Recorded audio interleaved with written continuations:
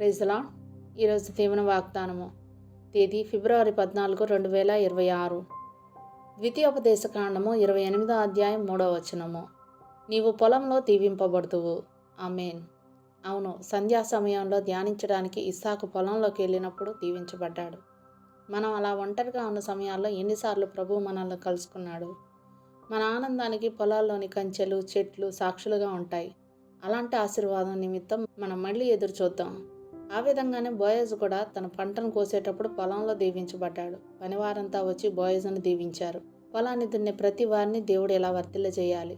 ప్రతి వ్యవసాయకుడు యేసు ప్రభు స్వరాన్ని విని దానికి లోబడి దేవుని వాగ్దానం కోసం బ్రతిమాలుకోవాలి. మన పితరుడైన ఆదాము పొలంలో పనిచేయడానికి వెళ్ళినట్లుగా మనం కూడా వెళ్తాం.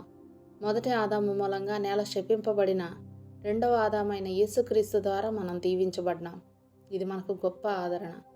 మనం వ్యాయామం చేయడానికి పొలంలోనికి వెళ్తాం. దేవుడు మన వ్యాయామాన్ని దీవెనకరంగా చేసి మనకు ఆరోగ్యాన్ని ఇస్తాడు.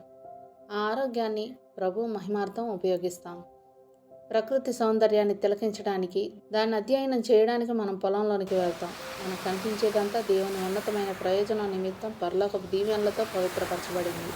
చివరికి మన వారు ఎవరైనా చనిపోయినప్పుడు వారిని పాతిపెట్టడానికి మనం పొలంలోనికి వెళ్తాం.